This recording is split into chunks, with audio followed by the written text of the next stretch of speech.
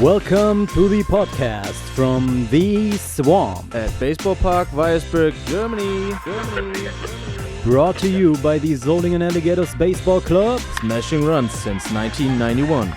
Dive into Alligators Alley with your hosts Max Michalk and Bruno Römer As we bring you face to face with the legends of the game. Former MLB players, active coaches and many more to come. It's all right here, folks. Let's play ball.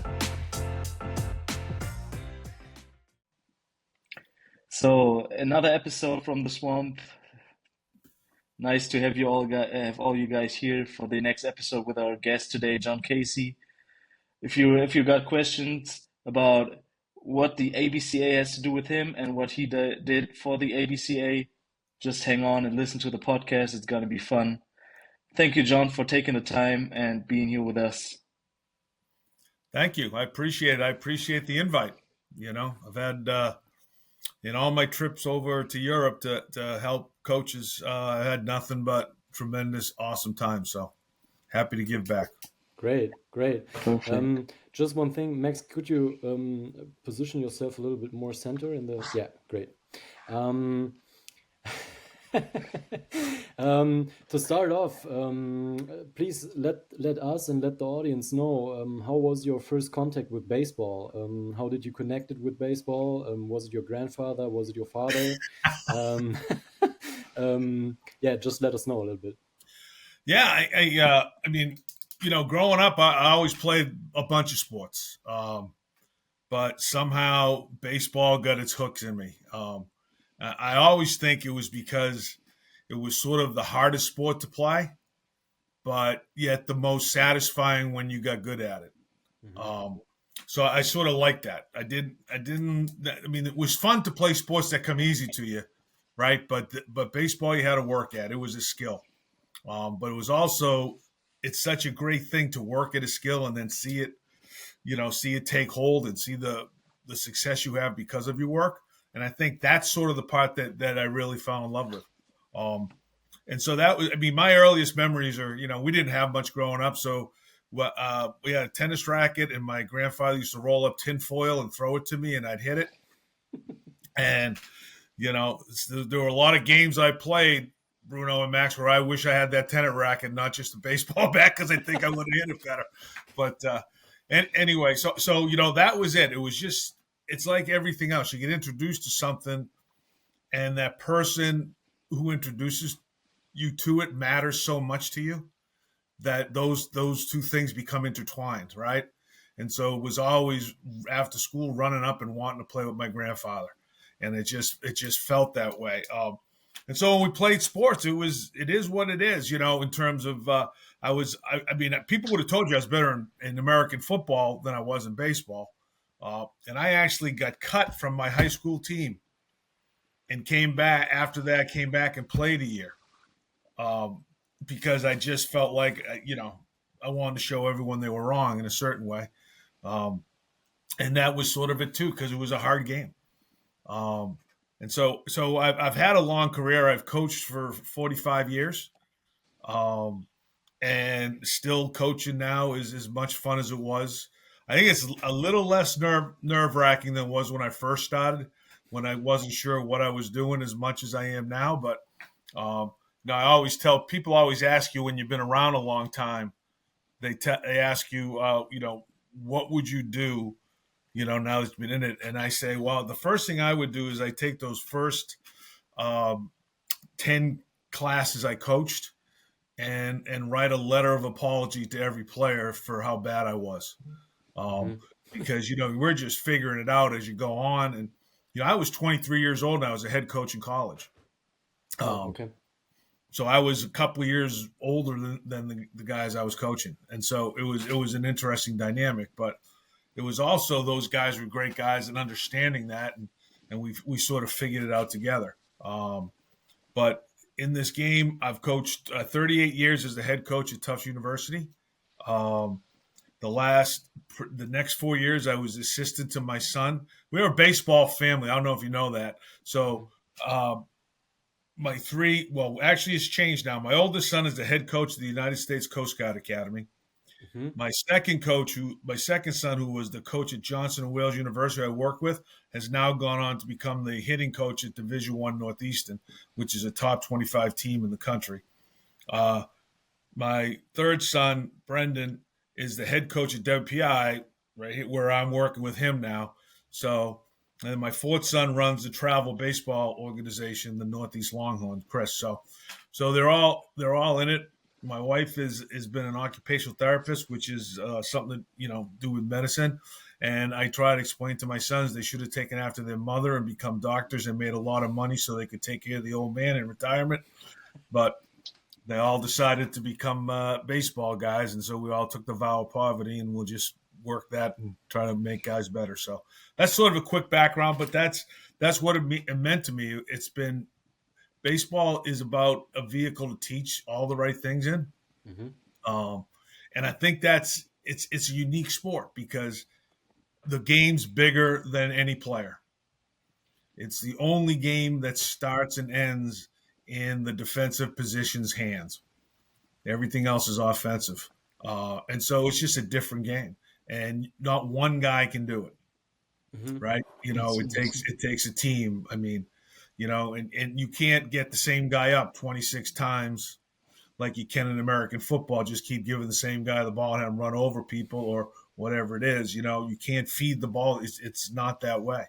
Every single player has to hit. Every single player has to contribute. So it's so much more of a team game than I think people realize. But that's always been a big attraction for me too. Okay. Do you think it had a big impact that you were that young during coaching, that you had a better connection to the young players? I would say it's the opposite. Oh, okay. I mean, my mistake was I was probably just as good as they were. And so I was frustrating. I would throw BP without a screen and try to strike them out, which is probably not a good idea during batting practice, right? When you look back at it. We're not exactly building up confidence to start the game. But as you grow up and you understand it, I think the value that I had a tremendous athletic director, a man by the name of Rocky Carzo, who understood that he hired a 23-year-old guy, and he saw something in me that I didn't see in me, to be honest with you. And what he did was he let me figure it out, and all the mistakes. When you make the mistakes and rectify them, that is so much more of a true connection that you did it rather than being told, and just so the experiential part of learning how to coach, I was given. And like I tell everybody, people say, how come you've been so successful? And I says, well, because I screwed up everything at least 5 times before I got it right. But I eventually figured it out, and I had a former coach. The guy who hired me, the AD, was a former coach. So he knew, he understood coaching. I think nowadays we have too many athletic directors or people who run organizations that didn't coach, and they just don't understand how hard it is to play, how hard it is to coach, and a lot of the stuff that goes through it. They become too much of an administrator, and it's all about the lessons you learn on the field. And sometimes, when you walk over to a player who's struggling, and the power you have when you just put your arm around him and say, hang in there, kid, you're going to be all right, and I'm still going to play you.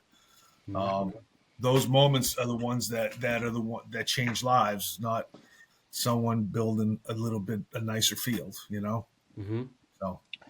Okay.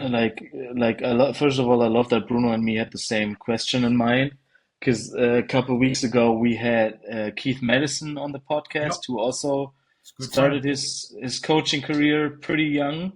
Yeah. And if I try to set myself into your shoes, if I would have to coach a team when I was like 2 years older than the players, I think that's a tough thing to do mentally, because you got to also make some tough decisions. And did you have a mentor or somebody who helped you in that spot?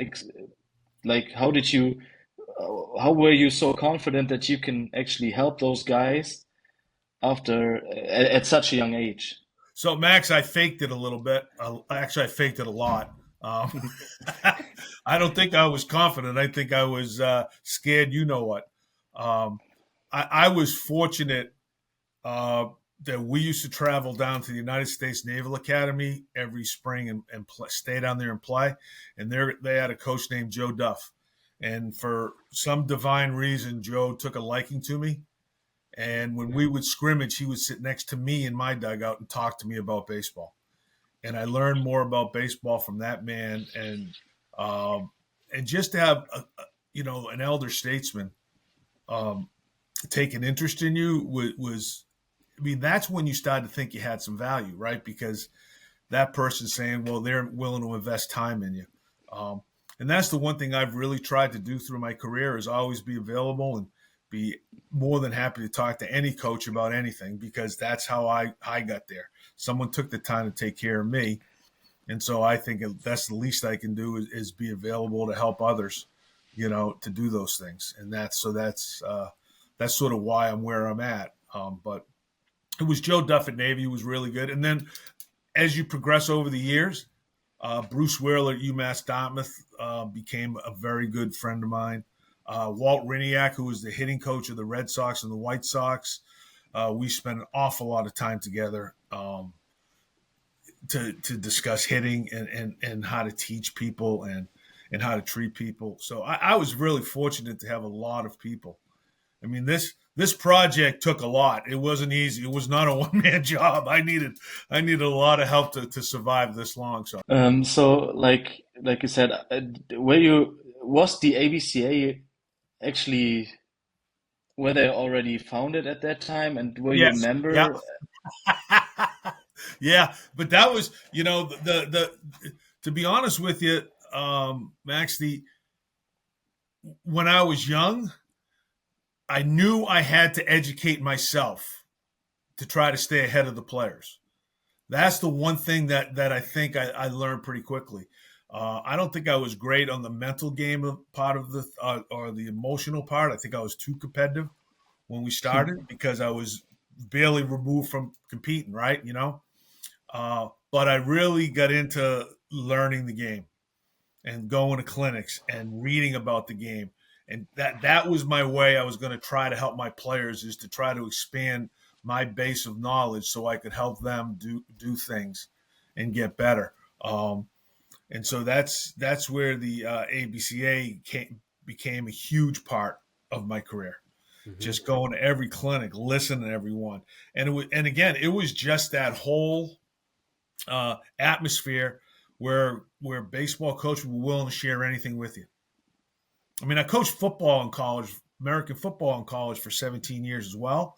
And football coaches somehow think it's all a secret and they don't share.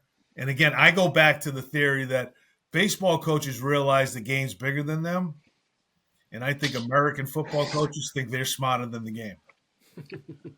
And they can control the game a lot, Mm-hmm. And so I think they hold stuff. But the sharing part of the ABCA, where coaches were always willing to be open and honest, and was just really, that's what hooked me in. And I've been a member of that for 45 straight years. Mm-hmm. I think in today's game, it's also pretty hard to have that feeling, like you said, the football coaches may have, because players are starting to, because the information is out there. It's easy to access most of the stuff, but to totally understand it and try to do it is a whole different thing. We talked about that with some of the major league coaches we had on the podcast already, that the players have their own hitting coach in the off season and have that coach and that coach. Mm-hmm. And then to combine that's the hard process. That at least I think it's hard, because I think today's coaching is totally different than back in the day, because the information was not out there like it is right now. Yeah, I think that it's number one, it's establishing the relationship with the player so they trust you. Mm-hmm. And if they trust you, they'll listen to you over something else, or they'll come to you with the problems. If you're going to listen and be open. And I mean, I literally at practice yesterday at WPI, we were talking to a young pitcher, and he had all these questions, and I said, just keep asking questions, keep the conversation going. Let's talk. And he goes, well, and I said, listen, I'm not doing this for the money. And I can go home and go golfing tomorrow, right? I'm here because the most important thing for me, my success right now, is to watch you become successful. That's what I want. Okay. And so that's why I'm here. So, don't be shy about asking questions. There's no such thing as a bad question or a dumb question.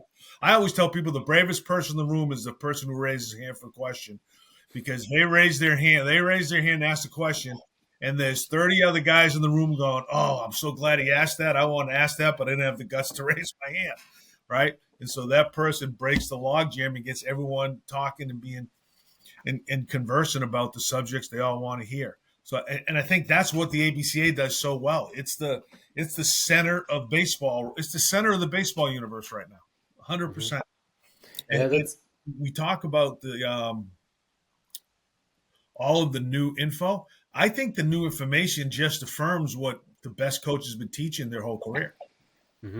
Right. And so, you can, now you look at it and you go, see, look at that. And your spin rate's off. We need to get moving on that pitch, or else we had change our grip to increase our spin rate. What's your option? Which way you want to go? Yeah, that's quite similar to what Keith Madison told us. I think one of his main quotes was like, get a connection to your player. Right. Like, connect with your ball players and they will trust you. They will work with you. And if they have the feeling that you are trusting them, then it probably works out pretty well. Yeah, the one thing I've done my whole career, Bruno, to be honest with you, is the thing that I tell myself every day is never ask anyone to do anything that I'm not willing to do.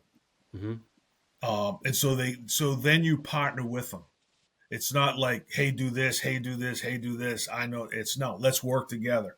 Okay. I'll go in and, people look at me and I'll carry the ball bag out to the field. They'll go, what are you doing, coach? Well, why shouldn't I? Right. I can carry it. I'm not that decrepit yet. Yeah. So, right. I mean, so we're all in this together. There's no one any more important than anyone else, because you go back to what we said a few minutes ago. It's a team game. Yeah. Well, teams don't work if you have that big hierarchy in them, right? If everyone believes that they matter, boy, do you get good fast. I think, Bruno, correct me if I'm wrong, but didn't Keith also said that he was sliding over a tarp or something? Yeah, he did the tarp. I saw that. I was watching that. Yeah, he did the tarp slide. When I see him, I'm going to ask him to reenact that. Huh? Yeah. Did you do anything like that? Oh, yeah. You've got a bunch of stories, right? When you've coached long enough. I've done a tarp slide. Yeah, just, you just got to break it up. I mean, the famous one is Rick Dempsey when the Yankees were at Fenway Park playing the Red Sox, right? Where he ran around third base and acted like Babe Ruth hitting it, and just it's just something to break the monotony. But I always tell you that early on we had this pitcher who was really, really good. He was drafted in the 6th round, but to the Red Sox, made all the way up to AAA. But he was pitching as a freshman, and we were playing St. Andrews in South Carolina, Division I team, 2 team, and they had like, I think 8 guys drafted off that team. They were really good, and we were winning 3-2. And there was a guy on first and 2 outs in the 8th, and he gives up a home run, and he's a first-year player, right, a freshman. And so I walked out to the mound and the catcher, and we stood there, didn't say a word. So finally, Jeff was on the mound, go, Coach, what are you doing here? And I said, Jeff, in college baseball, we can't talk until the ball lands. And so, wow. And so he just smiled. The catcher laughed. And I said, listen, what are we learning? He goes, Coach, I know you told me don't miss middle, and I missed middle. I said, yeah, that's fine. We'll be all right.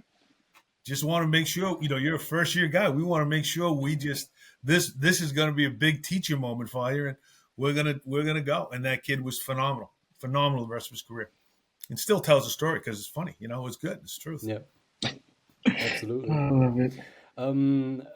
John, just to come back to the ABCA topic, you served as a ABCA president, and you've been deeply involved in shaping its direction. please tell the audience especially a little bit more about the ABCA and the impact of the ABCA, and also what is the biggest impact in the game of baseball? So, I mean, the biggest impact is the ability to share information, but also to be able to be inquisitive about it and not just be told, right? Hmm. Um, and so the ABCA convention is the biggest baseball convention in the world.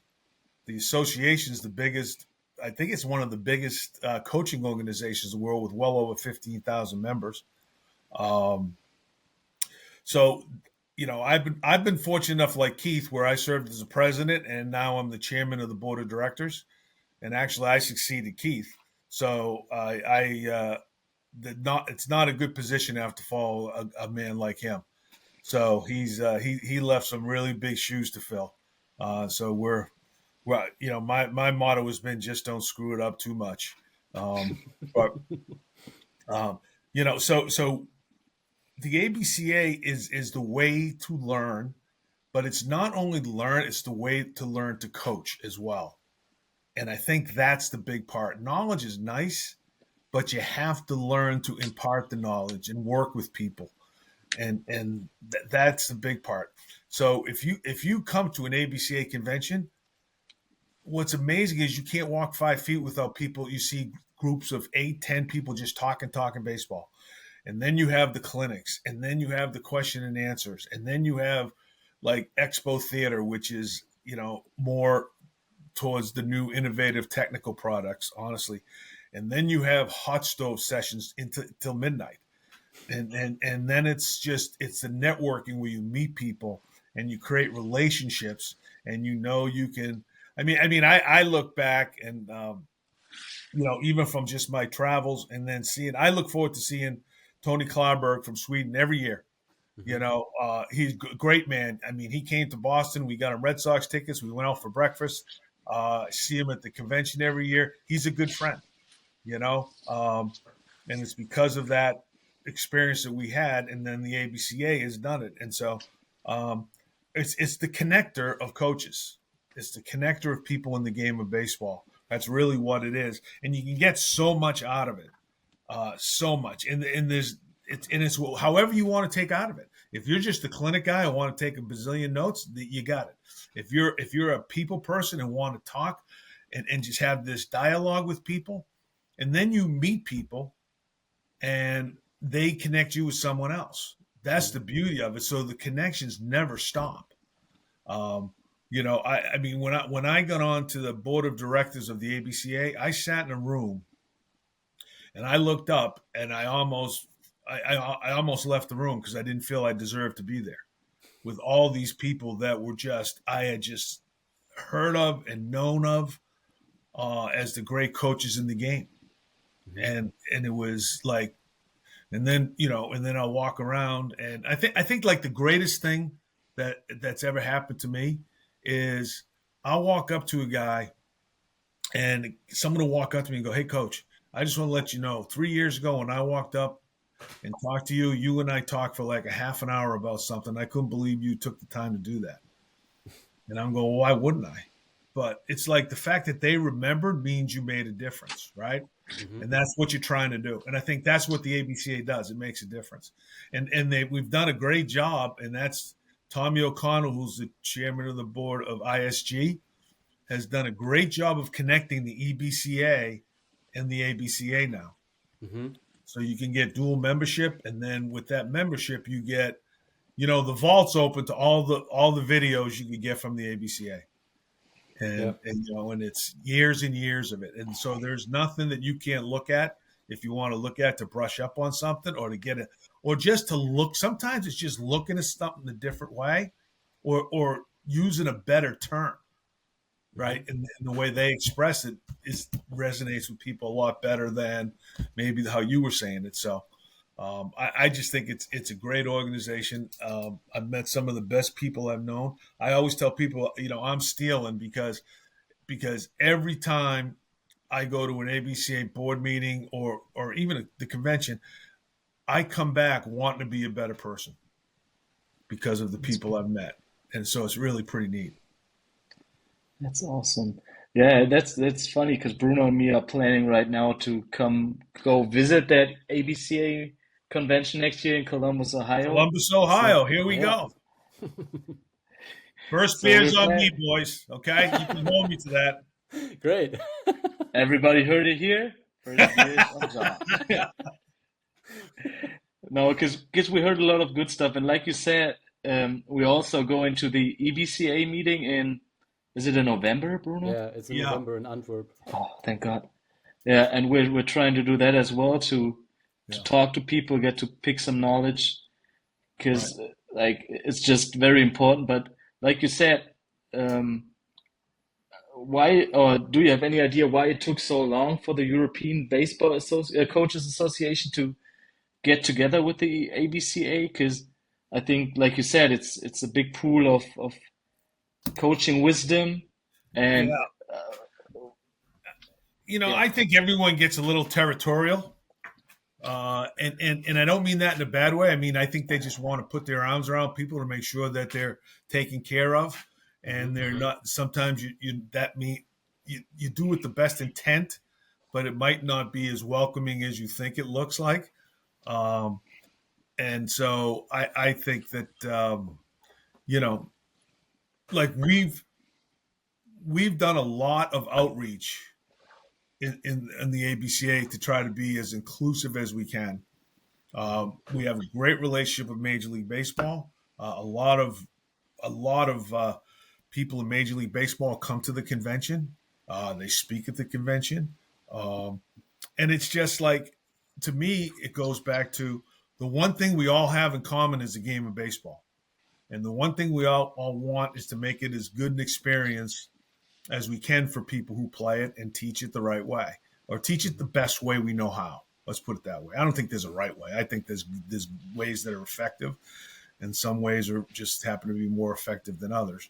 Um, but I think that's the biggest thing is to do that. And I think, I always tell, when I come back from a trip with ISG from Europe, I come back and I tell everybody, I just get rejuvenated about coaching, for the sole reason that, when you're running uphill over there in terms of baseball, right? Yeah. But you're like the missionaries. But you're doing this because of joy and love of the game, and so you're doing it for a pure motive, right? And how can you not get excited about helping people who are doing it for every good reason there is, And so I love that, and I think that, and the ABCA, we have several ISG members on the board of the ABCA, so we become a little bit more vocal in that room too, to push the ABCA to help more, and it's worked. And to be honest with you, the beauty of the ABCA and our leadership under Craig Kylitz is they're open to anything. They'll listen to anything, and we're not a static organization at all. We're more of a dynamic organization, and when those guys put their mind to it, Craig and his staff, John Litchfield, uh, and just great things happen all the time. I mean, I'm the typical Irish guy who says, it's going to be rainy at some point, right? But man, those guys are hitting 1,000 on what they do. They're really, really good at what they do. And so getting them excited about this and everything is really what's helped our growth, and helped us get into the EBCA. And the EBCA has been very welcoming, and having guys like Tony and Stefan Lesfars from France and Boris Rothersmith, great guys, helping us with that. Um, it's been, and Roger Salvadelli and Kirk over there in Switzerland. They've been awesome, and we've used them to help us, and they've been tremendous. And just so it's been quite a joint venture, and I think it's just going to keep getting better and better as we go on. Great. To get a relation between the ABCA and the EBCA, what do you think is the most significant difference between the American baseball programs and the developing baseball in Europe? Do you have an opinion about it? Just the culture part, right? I mean, though, you're ingrained to play football, and then, right? and we're ingrained here to play baseball and American football. Mm-hmm. And nowadays, because of American football, more kids are at a younger levels are playing baseball, and they're not playing American football till they're older. So we get that chance to get our claws into them and get them all excited about baseball. So it's just the development. You just have bigger hurdles to overcome than we do, right? In terms of driving on the youth level. And I was fascinated when I was in Sweden that they send ambassadors into the schools to get wow. those kids to choose baseball as their activity. Just to try to drum it up, and all those people were over there wanting to learn about baseball so they could, talk to young kids about it. So it's just the best part I always look at is when you can get a few people to your games and they see just the how much you love the game, right? And just the emotion and everyone's enjoying each other and it's such a good game. Then it catches on. Right, it really can catch on. So I think that's the biggest difference, to be honest with you. And like I said, I think the EBCA's done a tremendous job of promoting it. And I also think the World Cup has upped the ante, right? Because everyone wants to win, and now you're playing something against someone else, and that's good. That's good. There's no, you always tell people never apologize for being good. If you just imagine, you get like we are in Germany, fictive situation. We are in Germany. We will give you a group of like 30 kids. They never got in touch with baseball. Yeah. So you have to get that interest going in that boys and girls. And what would you do? Like, what would be your philosophy about it? What would you do to get them involved in baseball and say baseball is the greatest sport in the world? Well, first of all, they're going to feel it from me when I talk about it, right? I think that's the most important thing. But then we're gonna engage them right away, and we're gonna get them playing modified aspects of the game so they see it and they can do it. They don't need to be hitting a 90-mile-an-hour fastball, right? That's no one's really figured that one out yet, anyway. But so you want to get them to do stuff that they're going to feel good about doing. So you work on some drills, you watch them get better quickly, and then they get hooked on that, just that whole sensation of, if I put the work in, I'm going to reap the benefits of it. And some of it's throwing, right? I think throwing is one of the most underrated things in the game. Yeah.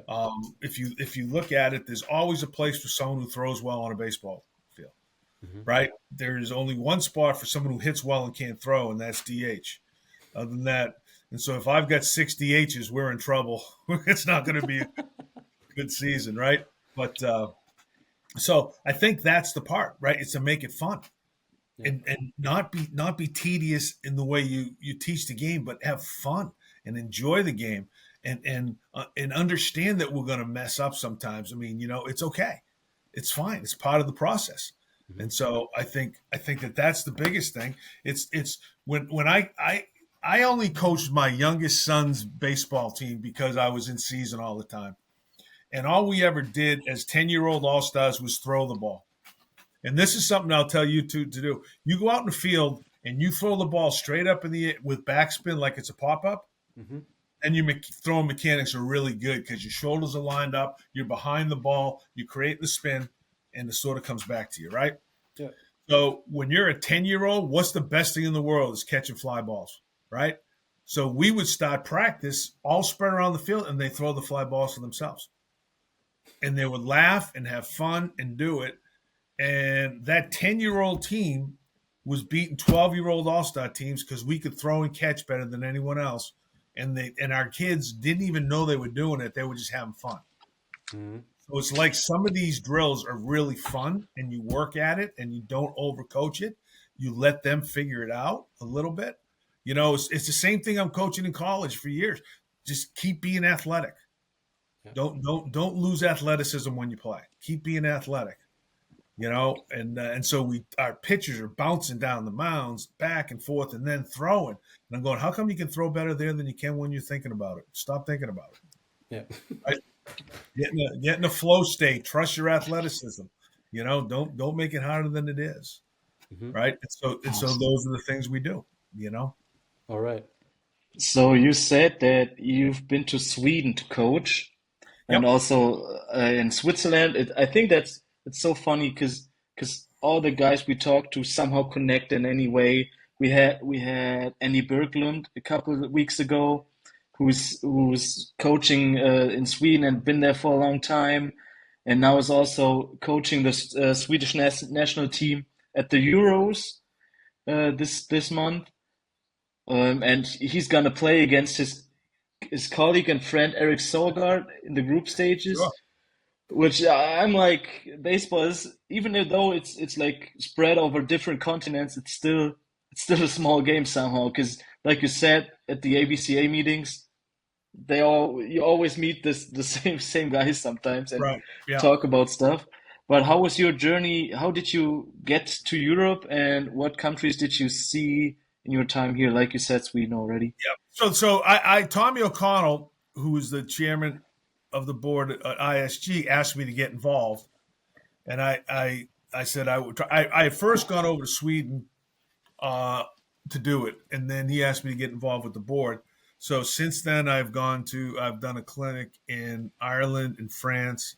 I'm doing one in Barcelona in January, and in Switzerland we've gone, and also Curacao with Hensley Mullins. So it's been awesome. You know, so baseball is a small world when you think about it, right? Mhm. Um, and you just have such a strong common denominator of just love of the game. I think that's the biggest stuff. So I've had a great time every place. I think the biggest difference is the levels. I know when Frank Andrews was over there in Ireland, he had young guys who were really good, and they were working. And I think 5 of those kids wound up playing in the States in college. Um, the I thought the organization that Boris has over in France last year was great, really good. And my favorite part of that is we actually for 2 days, myself and Charlie Hickey, who's a coach at Central Connecticut State, and then Vaughn Robinson, who works with the Diamondbacks. We actually sat down with 5 of their top coaching candidates. They're older players who they wanted to have stay in as coach, and we just worked with them for 2 days, and it was great, awesome. And they had come so prepared with all these questions and all this stuff. It was neat, and you just want to keep talking to them and give them hints about what you want to look at, what you want to do, and then we went and saw their team, their national team, and they're pretty good, right? They were organized, and their coaching staff was great, but the coaching staff was asking us what to do, and I'm going, you guys know what to do. You're good. I mean, I'll give you a couple of little things, but there's nothing. Some of it's just about keep playing. Baseball's funny, but the more you play, the better you get, and it's like life, but you don't want to rush through it either. Because you want to just enjoy each day and get a little bit better and feel like, okay, I got a little bit better today. That's good. Let's get a little bit better tomorrow, and then I can really let it go when I play, right? And so everywhere I've been, it's been a tremendous experience. I'm really looking forward to working with the Spanish Federation this year. They seem like great guys. We're taking Oscar Marin, who's the pitching coach of the Pirates.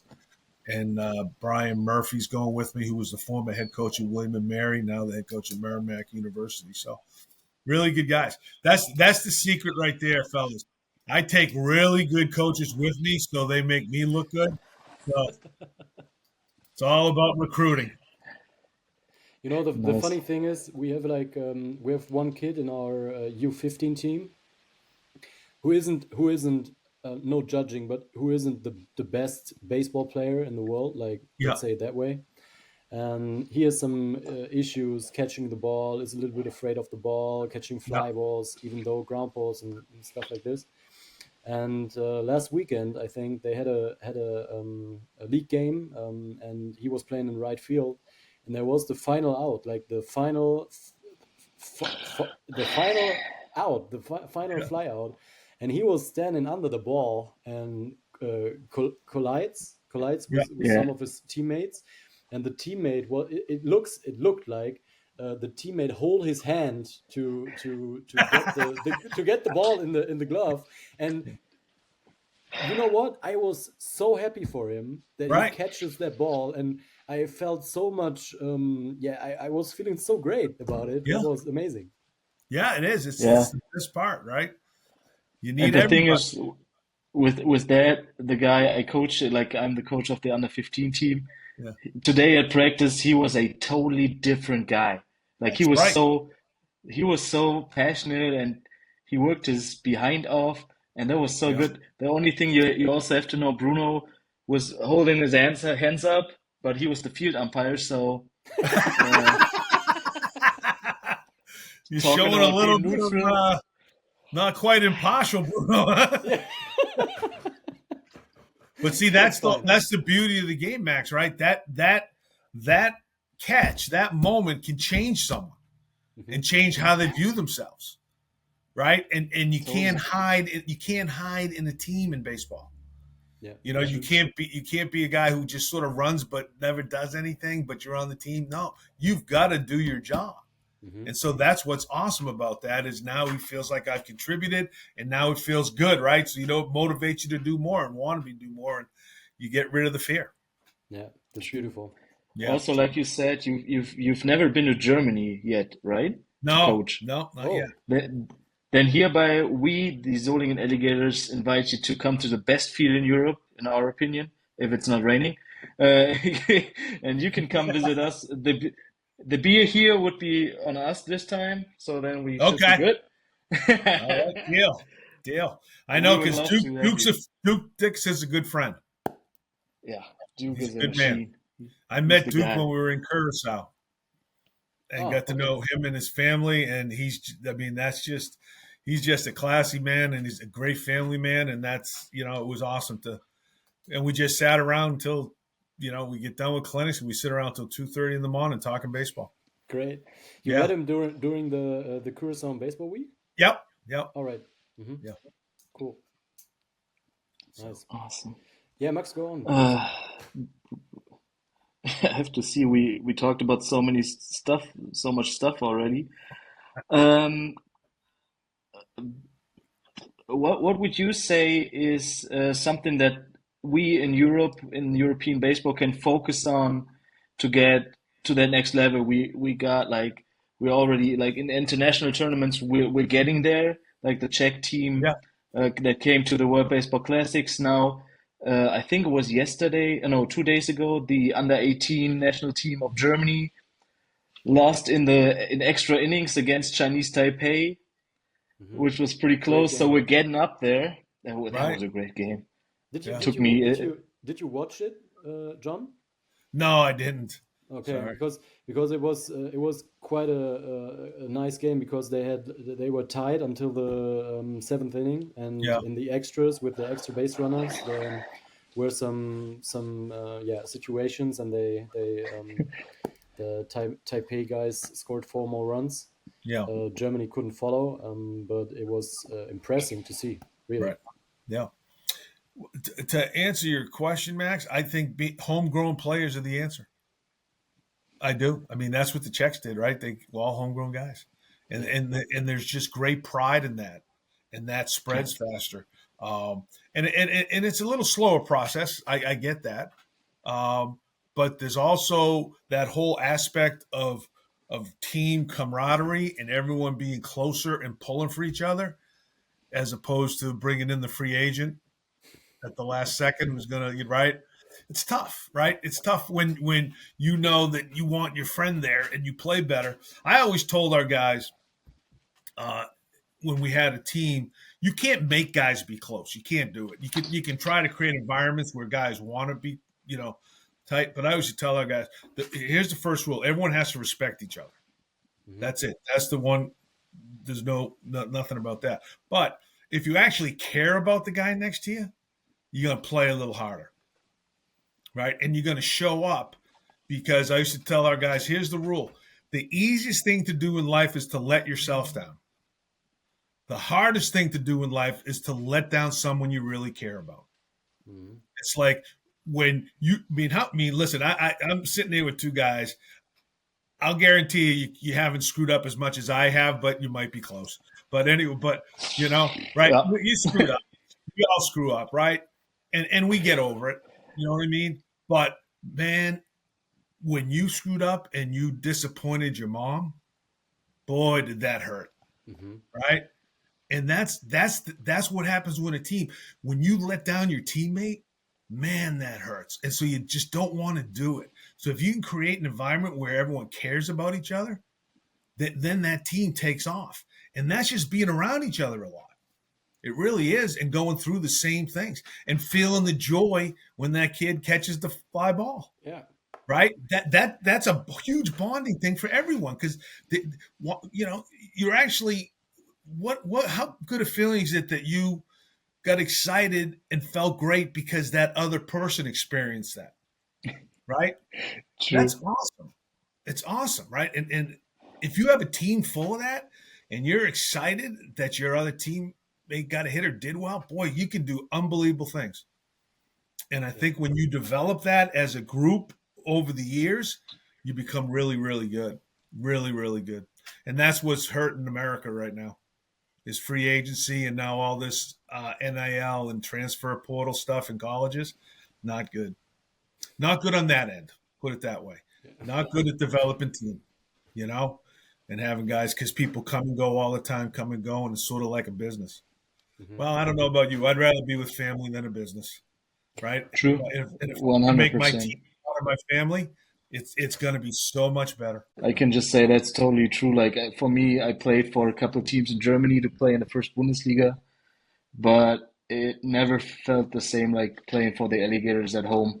Right. Like every away game, I went down that street to our off ballpark. It felt wrong. It was coming home, but on the other side, that's not good. It was weird. Yeah, you were heading to the visitors' dugout. That's right. That was crazy. I felt like an intra-squad game or something, like a spring training game. That was wrong. Coming back to some questions, like from your experiences overseas, is there like a particular story that you can tell us about, or memory that stands out that was especially rewarding, or a player that you give yourself a little bit credit that you helped maybe taking the next step? Yeah. Well, first, players get the credit, coaches don't. And that's the way it should be, right? I mean, we're here to help and we're here to assist them every way. But the best players take ownership, and that's what you want. And you don't want them. I don't want them relying on me.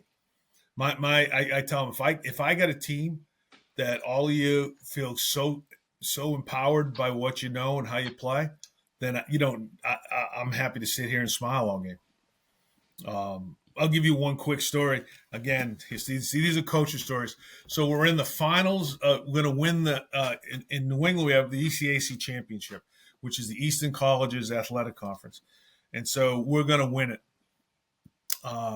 And I used to have a rule that when I came out to the mound as a manager, I only came out to take the pitcher out. I never went out and visited the mound because I always wanted our pitchers to feel like the answer was always inside me. I didn't have to ask anyone for help. I always wanted them to always have that confidence. Look inside you. Don't look around. Because when you start looking around, everyone else starts to lose faith in you too, right? So we're up 6-1 in the eighth. No, 1 out in the ninth, excuse me. We're going to win the championship. And there's 1 out, and I come walking out of the dugout, and our catcher sprints to the mound, like literally sprints and cuts me off and goes, "What are you doing here? You're not taking him out." And I go, don't worry. So we get to the mound, and we're standing on the mound, and the pitcher goes, "Coach, what are you doing here? I got this." I go, No, I know. He goes, "I've been sitting in that dugout for 8 1/3 innings, and I wanted to come out here to be with you guys to let everyone in this park know how proud I am to be your coach. So now I'm going to go back and sit down and let you get the last 2 outs. Love it. That's awesome. Great. But yeah, so it's just, but last year in France, I do a little clinic on the mental game, and it's all encompassing about how you can work it into your practices and what you can do and stuff like that. And when we were done, this young man Joseph came up to me, and it was just really interesting. And he's taller than me; he's probably 6'3", 6'4", big guy. And he comes up to me and he goes, "Coach, I don't know what to do," and he just hugs me. And I go, "Joseph, thank you. What's up?" He goes, "No, you changed my life. I didn't know the coach was supposed to bring the energy to the practice. Now my guys will have energy every practice we have." Wow. And it was like, it was cool, right? Because it resonated with him. And I kept telling him, listen, if you're not excited to be there, why would players be excited to be there? Like, you're delivering the message, so you should be really passionate about what you're doing and go for it, right? And so, and that's some of how you do things and how you set things up. And just, you don't always have to take 7,000 swings. You can take 6,000 and work on something else too. But that was pretty neat. That was really neat. And I felt good about that because, like I said, it just opened up a whole new way to look at coaching for him. And it was heartfelt too, Mm-hmm. like, so that's why you do it. That's why you do those things. All right. Max, please go on. My chair is making weird noises. That's not the chair, that's your bones, buddy. Okay, know it. But yeah, it's the chair, of course. So we got one more question before we start our rapid fire round. Okay. And that question would be, what advice would you give to young European coaches or players who want to create their own mark or like their own footprint into the game? Is there anything you would say? Yeah, I would say be open to learning about the game, and seek out a mentor. Just what you brought up earlier. Seek out a mentor. It's like I always tell people, if I'm going down the road and there's a fork in the road and I don't know which way to go, and there's someone who's lived on that road for 50 years and someone who's going down the road for the first time, who would I ask for directions? Right? The person who's been there for 50 years. So it doesn't mean you have to do it, but it's good to hear their perception, right? And how they look at things. And then you can coaching's just a bunch of stealing. We steal from each other all over the place. And I think baseball coaches are just more than willing to share a lot more as much as they can. I used to love it when I used to always invite high school coaches to our practices and say, come and look at what we do, see it in action so it makes sense to you. Those types of things. So I think trying to get a mentor is important, and don't be shy about it. Mm-hmm. I think most of the time, I used to tell our guys, this was the analogy I used in, probably get you in trouble now. So, but this is the analogy I used with recruiting. So good. That's why now I owe you 2 beers. Okay. So here it is. So I say when we're recruiting, and our guys are at a party in college, and there's 2 of them standing there, right? And they look over and they see this beautiful woman over there, and they go, I'm gonna ask her to dance. I'm gonna ask her to dance. And so after probably an hour of saying finally the guy goes, well, ask her, will you? Because I'm not gonna listen to you anymore. So you go ask her to dance, right? And she says no. Okay. Now you come back to your friend.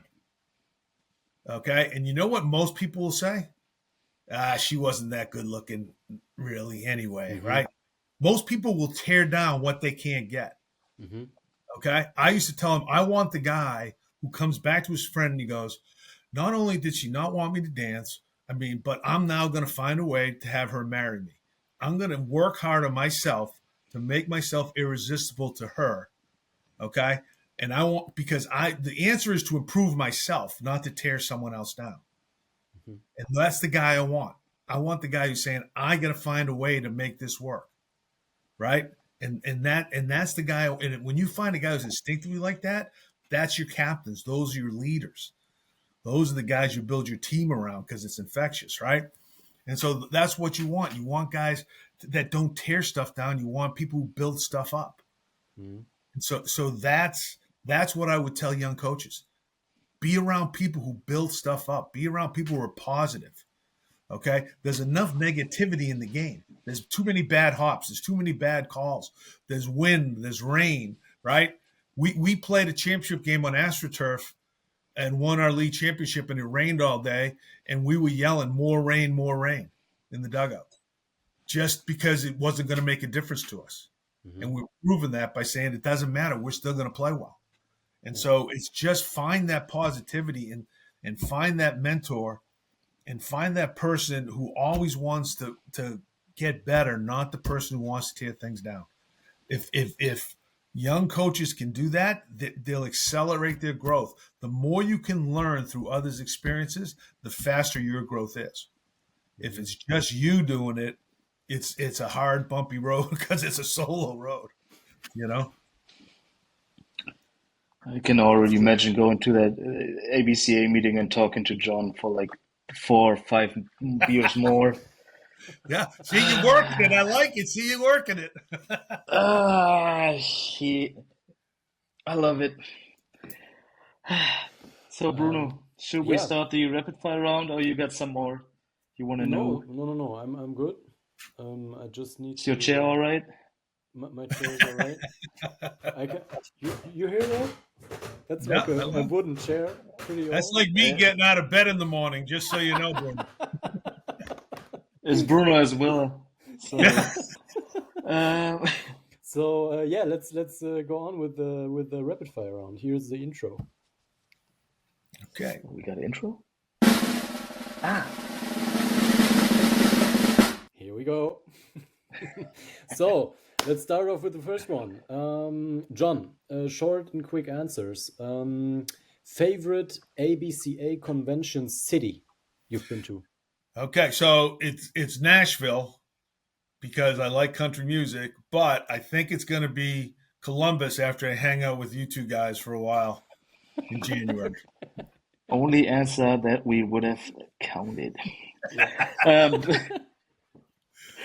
Best baseball country you've ever visited in Europe? Not going to fall for that one. Curacao. That counts. That's all. I'm not going to fall for that one. Sorry. If you should choose one European player everyone should know about, is there anyone? This is going to sound weird to you, but I'm going with Lars Anderson, who played for the Sox, who's from Germany. Oh, wow. Right? Okay. Yeah, he's not to play a long time. Lars Anderson. Lars Anderson, he played for our team. Yeah. He played for us. Yeah. Played for you guys. Played for the Red Sox. Yeah. That's first base. That's an awesome guy. Good Love hit. Lars. Good hit. Yeah. Good We're hit. going to have him on the podcast soon as well. That's my connection right there. Boston and Soligan, right? So yeah. Pretty nice. Yeah. So what would you say if you had one coaching drill you're only allowed to do? What would that be? Play catch. One section. Play catch. Yeah, because they've done all these studies, and the one study that improves pitching and playing is catch. Mm-hmm. Okay. Right. The closer you get to the game with your drills, the easier it is to transition to the game. Most underrated skill in baseball, what would you say? Throwing. It is. It's throwing. I mean, if you look at it, right, you miss a cutoff, that's 2 bases you're giving up. Mm-hmm. Baseball is really hard to score 1 base at a time. Mm-hmm. Okay. And we used to sit there in our first, when we used to teach the infield, we'd stand there, put cones from the mound all the way around to the foul line in a semicircle. And we all stand there and I go, the ball is going to travel less than 50 feet. How in the world can you get 2 bases from this? And the answer is you throw it away. Yeah. So we don't throw it away. Just work on your throwing, right? Work really hard on your throwing. Don't give the other team anything, and it's hard to score. Mhm. right? And so we always work on throwing. It's, our motto was always be hard to beat. I think we've been to a couple of situations during our season when we had like nice double play situations and our pitchers throws the ball over the second baseman. Right. Yep. Like we've Yep. been doing a lot of PFPs after that. Yeah, that's right. Yeah, there you go. Yeah. Says the second baseman, yes. Yes. And it's always my fault then, but that's a Yeah. total different thing. Yeah. Yeah. Um, is there any baseball book you would recommend for our listeners that they have to read? I'm going to be a little bit off the beaten path here and tell you Intangibles by Jeff Miller. Mhm. And Jeff is has been a baseball sports psychologist with the Pirates, with a bunch of organizations. I had Jeff speak for me when I ran the clinics for the ABCA, but I used that book probably more than anything, and it taught me an awful lot. And it's just about how all these intangibles can have a huge impact on your team. And it's just about attitude. It's just about positivity, and how contagious it is. And he does it. He writes really well. It's not like a heavy book, right? It reads like an easy book. And we did it for years. He's got real life examples of just movie clips you can show your team and do things. So really good guy, Jeff Miller, Intangibles. All right. The favorite part of an ABCA convention, what would you say? Now, honestly, it's the first day where you're walking around and just you can't take 3 steps and you see someone else you want to see, right? It's just the people and connecting with people, and I mean to be,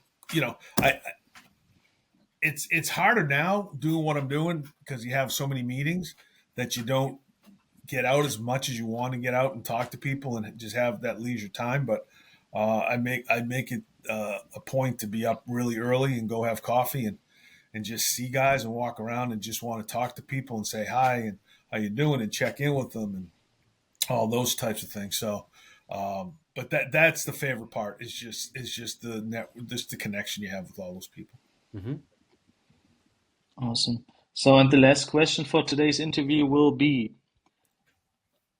is it your dream or do you think it's possible that the World Baseball Classics are gonna be played in Europe one year? Yes or no? Absolutely. Why not? Right. That's I mean, good. the way to foster the game is to move it around Mm-hmm. and get people and just, I mean, if you had the World Baseball Classic in Europe and got all those young kids to see it, they'd fall in love with the game. Yeah. So it's just being there and seeing the energy and seeing the players play. And it's the one thing about baseball is there's a joy to baseball players.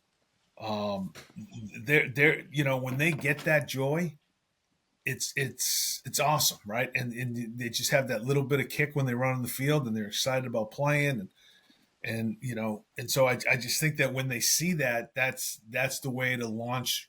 I mean, the World Baseball Classic should be about promoting the game throughout the world. So I think everyone should have an opportunity to host it. Absolutely. Europe. Yeah, 100%.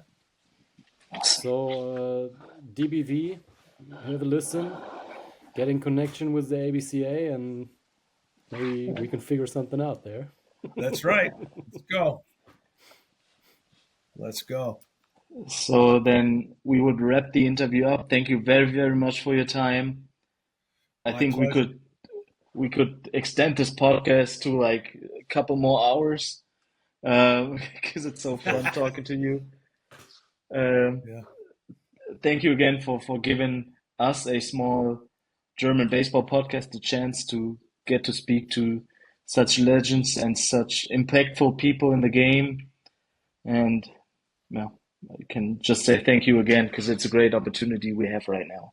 Well, listen, it's my pleasure, but you're the ones who deserve the thanks because you're in the front lines trying to promote this game and do it. And this game's given me an awful lot through my career, and the only thing you can do is give back. So, again, you're starting off with 2 in Columbus, and if you're good, if you're really funny, that can go further. Hey, I know that I'm funny, so it's gonna be a long night.